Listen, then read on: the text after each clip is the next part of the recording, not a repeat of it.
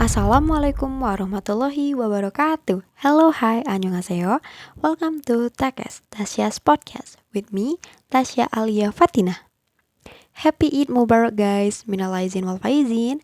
I know it is kinda late, but yeah, better late than never. So, today's first episode, we are going to talk about book entitled End of Green Gables. First thing first, I'm going to talk about the physical book. So, this book is a word edition. As you can see here, this book has hardcover. If you are the type of person who buy books by look, you will surely love Wordsworth edition. The cover of this book is very beautiful and cute. On the front of the book, you could see beautiful illustration by Claire Sorak. And on the back of the book, there is a short quote from the book that will inspire you. In here, we could see, life is worth living as long as there is a laugh in it. The text is also printed in a large font, and the font used is very easy to read. However, not everything is perfect. These books have glue bindings, but unfortunately, they don't hold well in the long run. But it is okay, I still love this book. This book has 38 chapters, but it is not that long. It is really comfortable to read. Before we talk about is it worthy or not, let me talk about the things to talk. But maybe it kinda spoiler. So, there are 6 main characters. Marilla Cuthbert, Matthew Cuthbert, and of course we could guess from the title, Diana, Mrs.Rachel, and Gilbert. The first topic we are going to discuss is about the outspoken Mrs.Rachel. In my opinion, outspoken is good because you are not hiding what you feel, you are free to say what you feel, you are not afraid to say when you are upset, angry, or disappointed. Because some people are hard to say what they feel. But in some situation, outspoken can be rude. As an example in this book, when Mrs. Rachel commenting on Anne at the first time they met, commenting on how Anne looks very red, how she is very scrawny, and her freckles. It is very impolite. Could you imagine?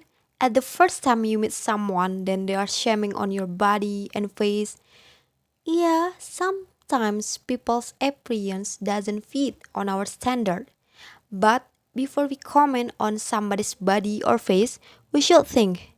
Maybe she has insecurity on her body or face, and also imagine if you are in their position. How? Mrs. Rachel could say a thing like that because she is like a superior in Avonlea. Well, this also happened in our reality right now. People that have an important role sometimes they think like they can say whatever they want. But remember, world have moral and karma. Sometimes what you say it could be a weapon for you in the future. Fortunately, Anne is a brave girl. She revenged what Mrs. Rachel said, and it makes Mrs. Rachel conscious. Yep, the opponent of rude person is a brave person. Besides brave, Anne also likes to imagining. So Anne is a girl that has a big imagination on her mind. But I'm thinking about what Marilla says that Anne should stop imagining or she could not differentiate whether it is real or not. So I surfing on the internet that talks about it. Well, what I found that there is a mental illness that you could not differentiate whether it is real or not. It is called psychosis. Fortunately, an imagination is not that bad. She could still differentiate whether it is real or not, and sometimes pinch herself to realize if it is real or not. Anne has practical imaginative personality, where this imagination controlled by its condition. Well, we know Anne has desire to be appreciated and loneliness. For example, in the second chapter, when Matthew picks her up and she starts to imagine if Matthew doesn't come because Matthew left at that time. We could conclude that she did that imagination because she feels lonely and her mind controlled her. She starts to imagine if what if Matthew didn't come and what should she do? There is a quote from Anne about imagining. Because when you are imagining, you might as well imagine something worthwhile. Well, in this book, they also talk about feminism, where it's about all genders having equal rights and opportunities. It's about respecting diverse women's experiences, identities, knowledge, and strength. Avonlea women are mostly traditional, staying at home and raising their families, but they are actually strong women. Let's talk about Anne. Anne is also a strong woman who can lead a disadvantaged life and turn it around. Anne's life is heavily influenced by Marilla. The knowledge, direction, advice, and examples that Marilla and other women provide are the most prominent factors in Anne's development into a socially accepted woman. But before Anne influenced by the women, Anne already has unique characteristics where she can stand herself. For example, the first one, she convinced Marilla and Matthew to let her stay at the Green Gables despite the fact that she is not a boy. The second one, she arguing with Mrs. Rachel. And the third one, she stood up when Gilbert Blythe harassed her when he touched her hair without any consequences. And last not least, she appreciates female mentors and role models. So, when Avonlea has girl teacher, Mrs. Rachel disagrees.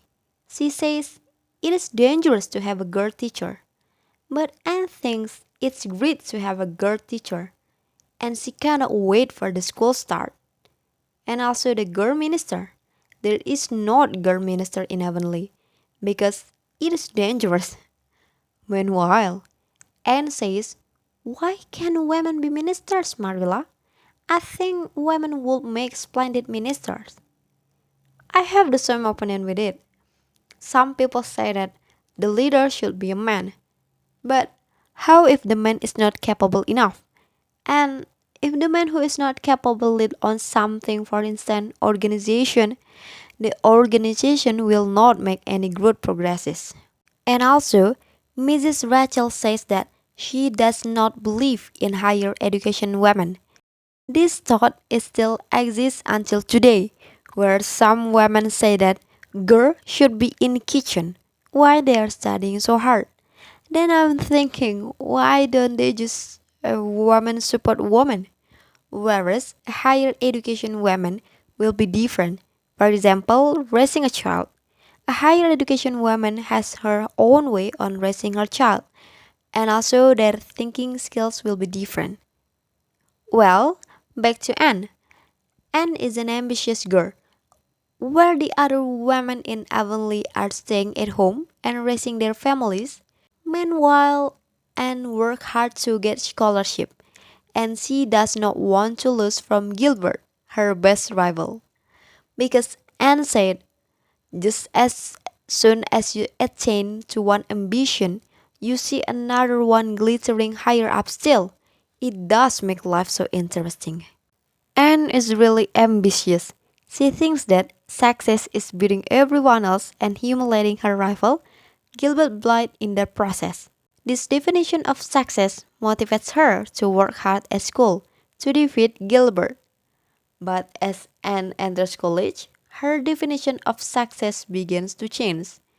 She lovingly considers her rivalry with Gilbert, and although she still enjoys the competition, and she says, next to trying and winning, the best thing is trying and failing. Because she feels that to fail to try is far more humiliating than to try and fail. I also agree, because if you are able to do it, why don't you try it? Do not thinking about winning first, but how you fight it. thinking about how you fight it. Alright, the last topic I would like to discuss is about Anne's ankle hurt. So when Anne's ankle hurt because of playing, I realized there is a similarity with my religion, Islam. So when ankle Anne is hurt, her friends and also Mrs. Allen, the wife of the minister, come to see her. Then she says to Marilla, "It is not very pleasant to be laid up, but there is a bright side to it, Marilla. You find out how many friends you have on." So suddenly, it makes me remember with what Sayyidina Ali said. When Sayyidina Ali was asked about how many friends that he had, then Sayyidina Ali answered with, "I will figure it out after I have had an accident." Well, I absolutely agree. Because when we are in not good condition, yeah, that's the time where we could know who are our friends. Anne doesn't care if her ankles hurt because she is so happy when she saw there are so many friends come to see her. Many friends come to see her because she is really cheerful, kind, and brightful person. So no wonder. Alright, lastly, I would like to talk about, is this book worthy? Well, I would like to say yes, because of the plot that really interesting and we could learn so many things like friendship, growing up, and learn from your mistakes and many more. This book also really comfortable and heartwarming to read, even though this is a classic book, but it has many fancy vocabulary to learn. I got so many new vocabulary I take notes on my phone. But if you are not into classic book, I guess this book is not for you because you will feel little bored at first when you are reading this book. Well, okay. I think we just reached the end of this podcast. Thank you for listening and I hope you enjoyed. Thank you. Wassalamualaikum warahmatullahi wabarakatuh. Have a great day.